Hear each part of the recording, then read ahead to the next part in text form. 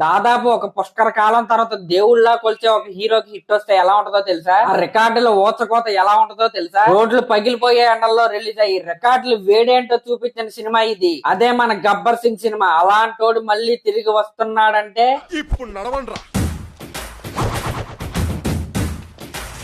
అసలు Gabbar Singh cinema fans ఎప్పటికీ మర్చిపోలేని సినిమా. అసలు ఖుషి సినిమా వరకు ఫ్లాప్ అంటే ఏంటో తెలియని పవన్ కళ్యాణ్ గారి కెరియర్ కి జానీ సినిమాతో మొదలు పెట్టి పంజాబ్ సినిమా వరకు వచ్చిన సినిమా వచ్చినట్టు పోయింది. ఒక్క హిట్ కోసం పవన్ కళ్యాణ్ గారు చేయని ప్రయత్నం లేదు, టచ్ చేయని జానర్ లేదు. మధ్యలో వచ్చిన జలసా కొద్దిగా ఓరటం ఇచ్చినా సరే పవన్ కళ్యాణ్ గారి రేంజ్ హిట్ అయితే అది కాదు. పవన్ కళ్యాణ్ గారి సినిమాకి హిట్ టాక్ వస్తే ఆ బాక్స్ ఆఫీస్ సునామీ ఎలా ఉంటుందో, ఆ యూఫోరియా ఎలా ఉంటుందో చూసి ఒక దశాబ్దం దాటిపోయింది. ఫ్యాన్స్ అయితే వెళ్లి డైరెక్ట్ గా పవన్ కళ్యాణ్ గారినే అడుగుతున్నారు, అన్నా ఒక హిట్ తీయన్నా, అన్నా ఒక హిట్ తీయన్నా అని. ఆ స్టేజ్ కి అయితే వచ్చేసారు. ఫ్యాన్స్ అయితే నిరాశ నిస్పృహలో వాళ్ళ ఇంటి పేరుగా అయితే మారిపోయాయి. అప్పుడు వచ్చాడు మన హరీష్ శంకర్ గారి గబ్బర్ సింగ్ తో. యాక్చువల్ గా గబ్బర్ సింగ్ సినిమా చేద్దామని హరీష్ శంకర్ గారికి చెప్పిందే పవన్ కళ్యాణ్ గారు. అసలు వీళ్ళిద్దరూ కలిసి ఫస్ట్ మన రవితేజ గారి మిరపకాయ సినిమా అయితే తీయాలి. కానీ అప్పుడు మన పవన్ కళ్యాణ్ గారు తీన్మార్ సినిమా ఒప్పుకోవడం వల్ల అది తీయటం అయితే కుదరలేదు. యాక్చువల్ గా మిరపకాయ కథ రవితేజ గారి కోసమే హరీష్ శంకర్ గారు అయితే రాసుకున్నారు. తీన్మార్ సినిమా రిలీజ్ అయింది, అది కూడా ఫ్లాప్ అయిపోయింది. బండ్ల గణేష్ గారు ఆ సినిమాకి ప్రొడ్యూసర్. అప్పుడే బండ్ల గణేష్ గారికి పవన్ కళ్యాణ్ గారు ఒక సినిమా చేస్తారని మాట ఇచ్చారు. ఆ తీన్మార్ సినిమా రిలీజ్ అయిన తర్వాత పవన్ కళ్యాణ్ గారు హరీష్ శంకర్ గారిని ఇంటికి పిలిపించి దబాంగ్ సినిమాని రీమేక్ చేద్దాం అనుకుంటున్నారని చెప్పారు. హరీష్ శంకర్ గారికి అయితే ఒక నిమిషం అయితే మైండ్ అయితే పనిచేయలేదు. కానీ ఈ సినిమా యాస్టీస్ గా తీస్తే ఆడదని చెప్పి ఆయన ఇంకా డెవలప్ చేసుకొస్తానని హరీష్ శంకర్ గారు అయితే వెళ్ళిపోయాడు. దాని తర్వాత ఆ సినిమాని అయితే డెవలప్ చేసుకుని కోల్కతాలో పంజాబ్ సినిమా షూటింగ్ జరుగుతున్నప్పుడు హరీష్ శంకర్ గారు వెళ్లి పవన్ కళ్యాణ్ గారికి అయితే చెప్పారు. ఇక పవన్ కళ్యాణ్ గారికి అయితే పిచ్చగా నచ్చేసింది. దాని తర్వాత పంజాబ్ సినిమా రిలీజ్ అయింది. వెంటనే గబ్బర్ సింగ్ సినిమా షూటింగ్ అయితే స్టార్ట్ అయిపోయింది. ఫస్ట్ ఈ సినిమా కొంచెం తెక్క ఉంది, దానికి కొద్ది లెక్క ఉంది అనే డైలాగ్ తో అయితే స్టార్ట్ అయింది. అప్పుడు టేజర్ గా కట్ చేసి కూడా ఆ డైలాగ్ ని అయితే వదిలేరు. అది జనాల్లోకి అయితే ఒక రాకెట్ లాగా అయితే దూరిపోయింది. ఇంకా ఒక్క టేజర్ తో సినిమాకి అయితే ఫుల్ పాజిటివ్ వైబ్స్ అయితే వచ్చేసాయి. ఇంకా సినిమా పూర్తయిపోయింది, సినిమా రిలీజ్ అయింది, బొమ్మ పడింది. బ్లాక్ బాస్టర్ టాక్ తో ప్రతి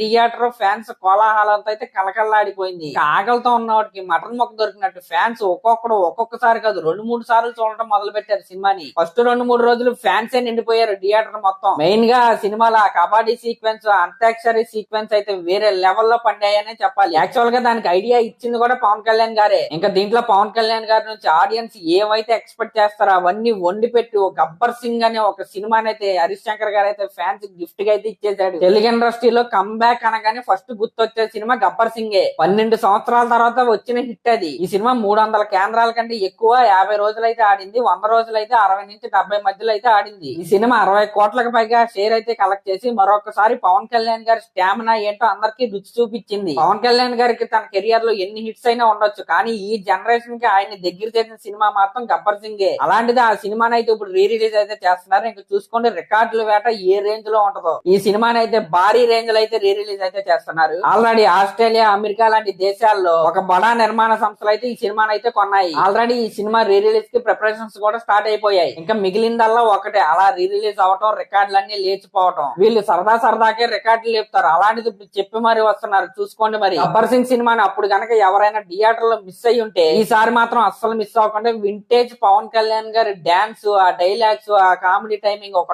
టోటల్ ప్యాకేజ్ లాంటి సినిమా ఇది. నాకు తెలిసి పవన్ కళ్యాణ్ గారు ఎలాంటి సినిమా తన కెరియర్ ఎండ్ అయ్యే లోపు అయితే చేయలేడు. ఎందుకంటే ఆయనకి ఆల్రెడీ ఇప్పుడు ఉన్న సెట్స్ మీద ఉన్న సినిమాలే చేయడం అయితే కష్టం. ఇంకా ఇప్పుడు ఈ రీ రిలీజ్ కి ఇంకో స్పెషాలిటీ కూడా ఉంది. అదేంటయ్యా అంటే పవన్ కళ్యాణ్ గారు తన పొలిటికల్ కెరియర్ లో కూడా సూపర్ డూపర్ విక్టరీ తర్వాత వస్తున్న రీ రిలీజ్ ఇది. కాబట్టి ఫ్యాన్స్ అయితే అటు బర్త్డే ఇటు ఈ విక్టరీ అన్ని కలుపుకొని సెలబ్రేట్ చేసుకుని థియేటర్ టాప్ అయితే ఖచ్చితంగా లేపేస్తారు. గబ్బర్ సింగ్ కంటే ముందు మెగా ఫ్యాన్స్ కి ఇంకొక పండుగ కూడా ఉంది. అదేంటయ్య అంటే చిరంజీవి గారి బర్త్డే. ఆగస్ట్ 22 చిరంజీవి గారి బర్త్డే కి ఇంద్రా సినిమాని అయితే రీమాస్టర్ చేసి 4K లో అయితే రిలీజ్ చేస్తున్నారు. మరి కొద్ది రోజుల్లో దాని బుకింగ్స్ కూడా ఓపెన్ అవ్వబోతున్నాయి. సేమ్ గబ్బర్ సింగ్ లాగానే ఇంద్రా సినిమా కూడా ఒక రికార్డ్ అయితే ఉంది. అదేంటయ్య అంటే చిరంజీవి గారి ఫ్లాప్ లో ఉన్నప్పుడు వచ్చిన సినిమా ఇది. గబ్బర్ సింగ్ సినిమా రిలీజ్ అయినప్పుడు పవన్ కళ్యాణ్ గారి ఫ్యాన్స్ ఏ విధంగా ఆకలితో అయితే ఉన్నారో, ఇంద్రా సినిమా రిలీజ్ అయినప్పుడు కూడా చిరంజీవి గారి ఫ్యాన్స్ అలాగే ఉన్నారు. దానితో ఆ సినిమాకి బ్లాక్ బస్టర్ టాక్ అయితే పడింది. కట్ చేస్తే ఇంద్రా సినిమా తెలుగులో ఫస్ట్ 30 కోట్లు షేర్ కలెక్ట్ చేసిన సినిమాగా ఇండస్ట్రీ హిట్ అయితే అయింది. కాబట్టి మెగా ఫ్యాన్స్ కి ఆగస్ట్ అయితే పండగానే చెప్పాలి. ఒకవైపు ఇంద్రా, మరోవైపు గబ్బర్ సింగ్, మధ్యలో గేమ్ చేంజర్ అప్డేట్ అయితే రానున్నది. కాబట్టి ఇలాంటి మూమెంట్స్ మళ్ళీ రావు.